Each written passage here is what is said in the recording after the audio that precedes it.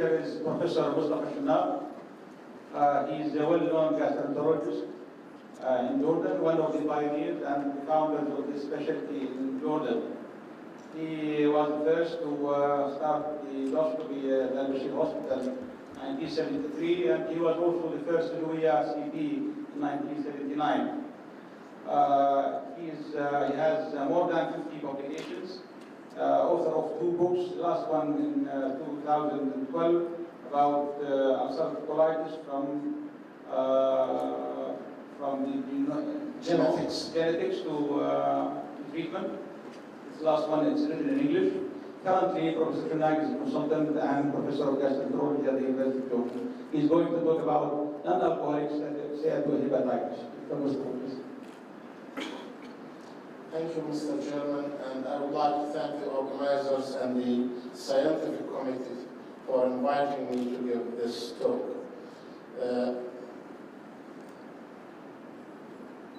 The outline of my presentation is going to be definition, prevalence, risk factors, pathogenesis, natural history, clinical features, and diagnosis and treatment of non-alcoholic fatty liver disease. A liver biopsy showing moderate to gross macrovascular fatty change with or without inflammation, lobular or portal, Mallory bodies, fibrosis or cirrhosis. Negligible alcohol consumption. The alcohol consumption has to be less than 40 grams per week of ethanol. History should be obtained by 3 physicians independently. Random blood assays for ethanol should be negative. If performed, decylated transferrin in serum should also be negative. Absence of serologic evidence of hepatitis B or C. This is mandatory. You should exclude chronic liver disease related to viral hepatitis. The non-alcoholic fatty liver disease means hepatic steatosis, which is found firstly by either ultrasound or magnetic resonance imaging or CT liver. The non-alcoholic fatty liver includes the isolated fatty liver and the indeterminate NASH and/or NASH, non-alcoholic steatohepatitis. Isolated fatty liver means hepatic steatosis without evidence of hepatocyte injury or fibrosis. The indeterminate non-alcoholic steatohepatitis is a non-specific lobular or portal-based inflammation in the presence of hepatic steatosis. The non-alcoholic steatohepatitis means hepatic steatosis plus significant necroinflammation plus hepatocyte injury, which is ballooning with or without fibrosis. Now, when we talk about the epidemiology of this disease, the global non-alcoholic fatty liver disease prevalence ranges between 2.8 to 46%. The non-alcoholic fatty liver disease is the most common cause of chronic liver disease in the United States and Europe. In USA, from 1988 to 2008, non-alcoholic fatty liver disease raised from 5.5 to 11%. The non-alcoholic fatty liver disease of chronic liver disease patients was 47% in 1988, and in 2008 it went up to 75%. The non-alcoholic fatty liver disease is hepatic manifestation of metabolic syndrome. Metabolic syndrome means visceral obesity plus diabetes mellitus plus hypertension and increased triglycerides and low high-density lipoprotein. The non-alcoholic steatohepatitis prevalence in lean patients was found to be 2.7%, and in obese patients it was up to 18.5%. Which means that this disease may occur in lean patients, but the percentage is 1 to 10 nearly, 1 to 10 obese patients. We can find it in lean patients also. Non-alcoholic steatohepatitis is projected as leading cause of liver transplantation in the United States by 2020.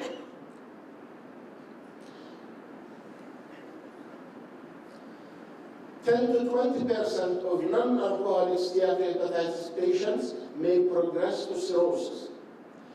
Non-alcoholic fatty liver disease can progress to hepatocellular cancer in absence of cirrhosis.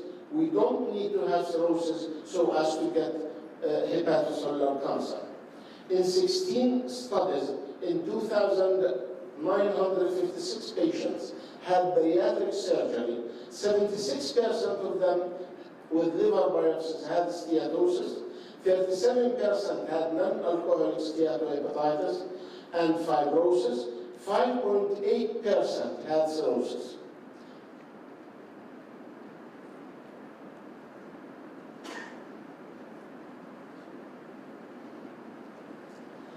The most important risk factors for this disease are, as you see, obesity in about 65%, high triglycerides in about 50%, and diabetes in about 30% of the cases.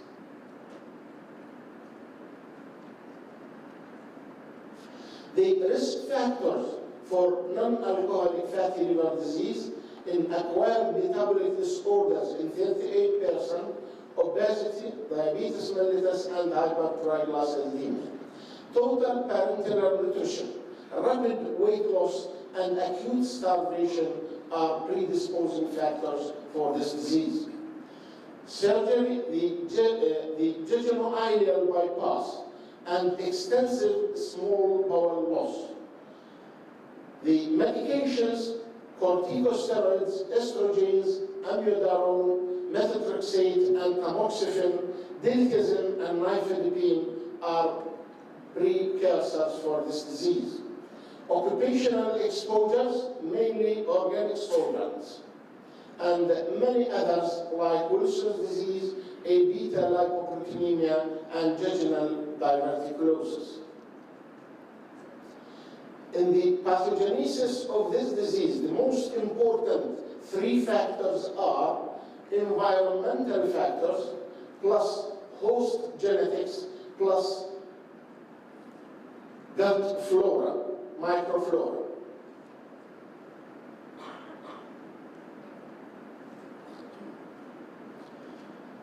In the pathogenesis, the first important hit is insulin resistance and fatty acids. The second is lipid peroxidation, hepatic iron, leptin, antioxidants deficiencies, and its intestinal bacteria will play a factor of the second hit so as to reverse or progress steatosis to non-alcoholic steatohepatitis. In the pathogenesis, again, consumption of high caloric diets rich in lipid and carbohydrates result in weight gain, obesity, and insulin resistance. Types of lipids and carbohydrates have important role in the progression of non-alcoholic steatohepatitis and fibrosis. Polyunsaturated fatty acids have been linked to the development of liver steatosis and inflammation. Linoleic acid and arachidonic acid serve as precursors for potent pro-inflammatory eicosanoids, major caloric sweeteners, and the fructose are the sources of these materials, and they are highly lipogenic.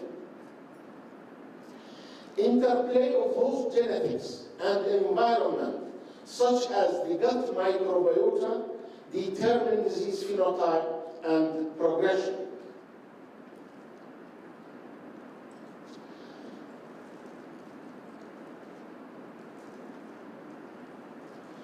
Again, as you see here, in the pathogenesis, triglycerides accumulation in the liver, insulin resistance, lipid peroxidation and hepatic lipotoxicity, cytokine activation and fibrosis, adiponectin and leptin, which are adipocytokines, and abnormal lipoprotein metabolism are the most important factors in the pathogenesis of this disease.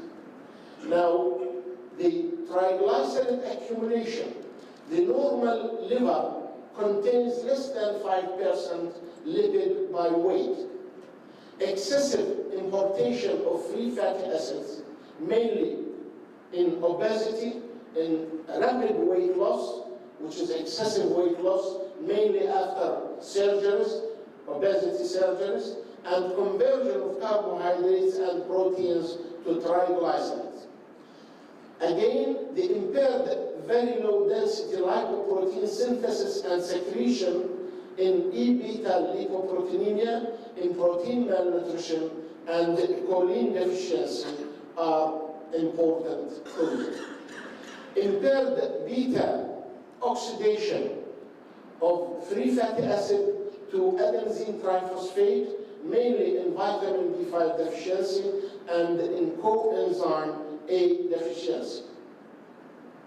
The insulin resistance increased in peripheral lipolysis, triglyceride synthesis, and hepatic uptake of fatty acids is an important factor in this disease. Excessive carbohydrate consumption has been linked with non-alcoholic fatty liver disease. Highly lipogenic sugar, like sucrose, high fructose from fruits, corn syrup, honey, and fruit juice concentrates. Excessive fructose intake increases plasma triglycerides and leads to hepatic lipid deposition and then to hepatic lipogenesis. Increased soft drink consumption was a strong predictor of fatty liver. Fructose consumption was associated with a reduced steatosis but increased fibrosis, which means worsening of the disease if present.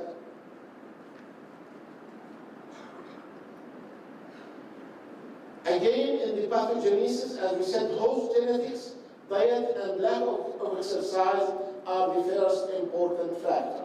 The gut microbiota influences obesity and non-alcoholic fatty liver disease via these mechanisms. First, efficient caloric extraction from the diet, which is the response of the microflora in the gut.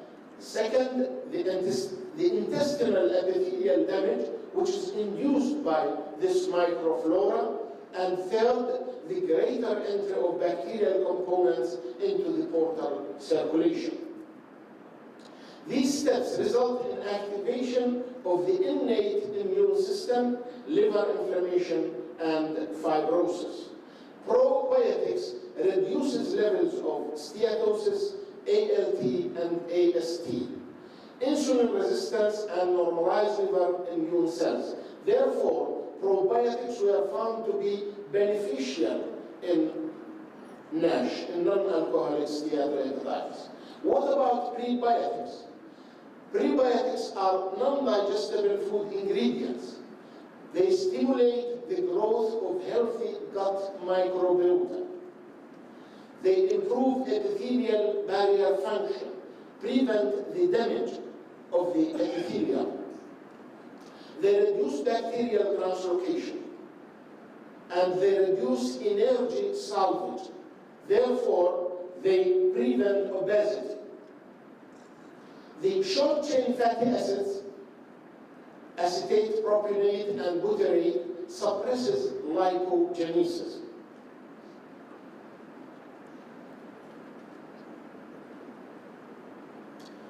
Now, what about the natural history of this disease? Patients with non-alcoholic fatty liver disease have a greater all-cause mortality compared with those without non-alcoholic fatty liver disease. Non-alcoholic steatohepatitis has a higher risk of liver-related mortality than non-NASH people. NASH with fibrosis has a worse prognosis than NASH without fibrosis. Characteristics related to increased fibrosis include diabetes mellitus, severe insulin resistance, body mass index, weight gain greater than 5 kilograms, cigarette smoking, rising ALT and AST are important risk factors in increasing fibrosis. Non-alcoholic steatohepatitis with advanced fibrosis and cirrhosis are the highest risk of developing hepatocellular cancer. Age, obesity, and iron deposition are risk factors for non-alcoholic steatohepatitis-related hepatocellular cancer. Now, the association of non-alcoholic fatty liver disease are diabetes mellitus, obesity, metabolic syndrome components, cardiovascular disease, obstructive sleep apnea, colonic adenomas, hyperuricemia, vitamin D deficiency, hyperferritinemia, hypothyroidism, and pancreatic steatosis, polycystic ovarian syndrome. Those are the most important associations with non-alcoholic fatty liver disease. The independent risk factors and the predictors for fibrosis progression in this disease are diabetes mellitus, low initial fibrosis stage. When we have this disease firstly, and the first presentation we find fibrosis with that, and also higher body mass index. Elevated liver enzymes are all these, as you see, risk factors. Predictors of more severe histology in NASH: age over 50, female gender, degree of obesity and steatosis, hypertension, diabetes or insulin resistance, hypertriglyceridemia, elevated ALT, AST, and gamma GT level. AST in the ratio of AST, ALT when it is more than 1, when the AST is higher than ALT. Elevated immunoglobulin A level. The clinical manifestations and diagnosis in this disease, most commonly, they are asymptomatic at presentation. They have no symptoms and coincidental findings of elevated liver enzymes. Some describe fatigue, nausea, and right upper quadrant pain, hepatomegaly, mild elevation of ALT and AST, 1.5-fold to 4-folds, incidental radiographic evidence of steatosis. The accuracy of ultrasound, CT, and MRI is more than 90%, which are highly sensitive. NASH from isolated fatty liver requires liver biopsy and histopathology. It is not easy to differentiate. Scoring system of predicting presence of NASH, like NAFLD fibrosis score, European liver fibrosis score, BARD score, which depends on body mass index, ALT, AST, and diabetes mellitus, fibro test, and non-alcoholic steatohepatitis test by imaging. The symptoms are usually at presentation are not present, as we said, mostly asymptomatic. But when we have established disease and advanced disease, as you see here, it is asymptomatic in about 25%, fatigue in about 60%, right upper quadrant pain in about 35%, edema in about 5%, and pruritus, GI bleeding, and ascites as complications in less than 5% of the patients. And the complications and the exam findings, when we have complications of this disease, we have exam findings. Otherwise, we don't. At presentation, 25% of these at examination are normal. Hepatomegaly can be found in about 40% of the cases. Edema in less than 5%, jaundice, splenomegaly, and ascites are minimal. The most important laboratory findings are AST-ALT ratio, which is usually, as we said, less than 1 in 90% of the cases. Anti-nuclear antibody is positive in about 30% of the cases. Increased IgA may be present. Abnormal iron indices in 20 to 60% of the cases. Elevated prothrombin time and low albumin when we have cirrhosis. Alkaline phosphatase is less frequently elevated. Hyperbilirubinemia is uncommon, and normal labs do not rule out non-alcoholic fatty liver disease. Now, the imaging techniques, when we talk about ultrasound, difficulty in differentiating fibrosis from fatty infiltration. Therefore, we need fibroscan. Misinterpretation of focal fatty sparing as hypoechoic mass. Poor detection if the degree of steatosis is less than 20 to 30%. As initial testing is in a suspected case, and for large population screening, it is reliable and economical. The computed tomography, the sensitivity and specificity of detecting fatty liver with spleen minus liver attenuation of 10 Hounsfield units were 0.84 and 0.99. The magnetic resonance spectroscopy, the correlation between liver fat concentration and 1H spectroscopy was 0.9. Current non-invasive modalities were unable to detect NASH with or without fibrosis. Now, the advanced imaging techniques for this disease are diffusion-weighted MRI, magnetic resonance elastography, and transient elastography, and CT perfusion. The serum biomarkers for this disease are the serum concentration of cytokeratin 18, a marker of apoptosis, rise from caspase 3 mediated, might help in distinguishing steatosis from non-alcoholic steatohepatitis, and serum YKL40 glycoprotein is a marker of fibrosis in this disease. Now, as you see here, we have the ultrasound and the CT image.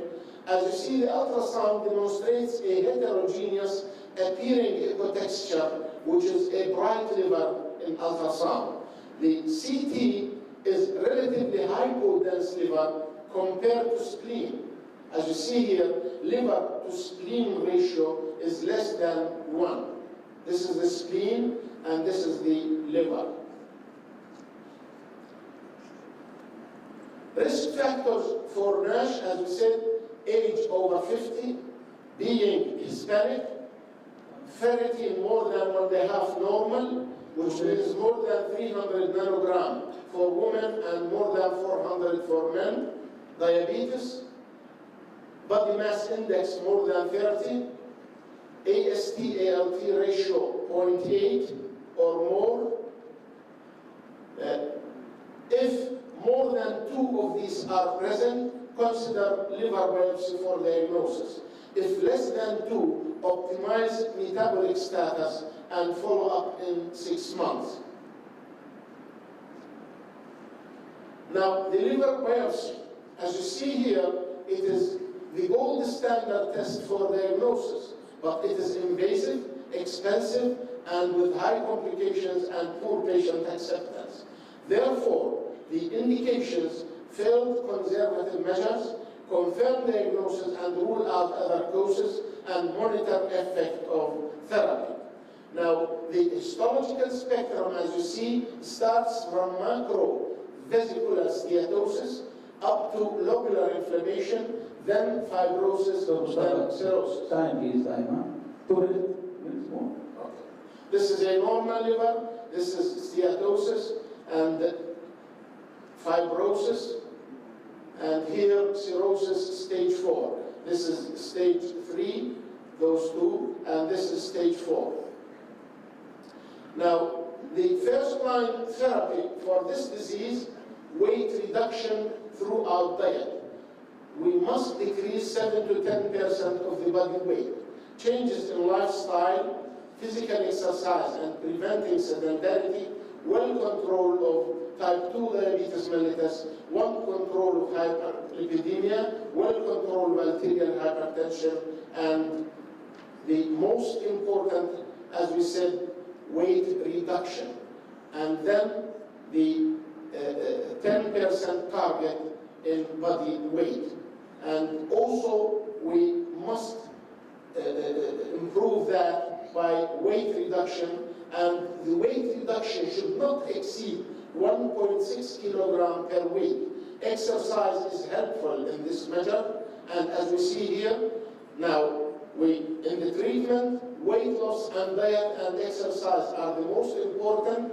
Thiazolidinones, they increased CV events and congestive heart failure, bone fractures, increased bladder cancer, and market withdrawal in France and Germany occurred for this drug. Vitamin E was not proved to be effective. It increased the risk of overall mortality in coronary vascular disease, increased risk of prostate cancer in men more than 50 years old, and increased risk of hemorrhagic stroke of about 20%. Therefore, it should not be used in this disease. Ursodeoxycholic acid is not proved to be beneficial in this disease. Therefore, it is not given anymore. Omega-3 fatty acids are just placed with polyunsaturated fatty acids, and it has no evidence in the treatment of this disease. The drugs, metformin is not effective, and the statins are not effective, but they are beneficial in lowering the lipids. The new agents, furosemide X receptor agonists, obeticholic acid, and GFT505 have shown benefit, and LOXL2 and simtuzumab are under studies, and they are promising in this disease. Bariatric surgery in morbidly obese patients is of benefit, and the most important thing is to avoid hairs. We must tell our patients that hairs of any type are contraindicated in NASH, and we must fight against using hairs. And in conclusion, non-alcoholic fatty liver disease may affect up to 15% of any population. Steatosis is relatively benign, but NASH has significant morbidity and mortality risk. Insulin resistance and cellular damage are the key pathogenic mechanisms. Sustained gradual weight loss and exercise are hallmark therapies. Therapeutic research and drug development in NASH has only started and will gain traction. Diet and lifestyle changes should always be the first-line therapy. No medical therapy has been approved yet by the United States FDA for NASH. And new promising agents are under trials with hope. Bariatric surgery may be an option for morbidly obese patients. Patients should always be warned in a serious manner against the use of herbal medications. And thank you. Thank you very much, Professor Shanak, for this interesting and comprehensive talk. And you have made it clear that there is no role for medications, therapy, for this common problem. Any questions? خلي غيرك في ناس طالعين في سؤال هون دكتور I think we give only 2 questions. Doctor, because we are short of time. شكرا دكتور مصطفى. انا بس لي تعليق يعني عن المحاضره، انه التركيز اولا وثانيا وثالثا على الديت، لانه في بايلوت ستدي عملوا دراسه 9 حالات من 15 حاله تحسنوا على الديت، طبعا بعد سنه واحده، وكان هيستوباثولوجيكالي. شكرا دكتور مصطفى.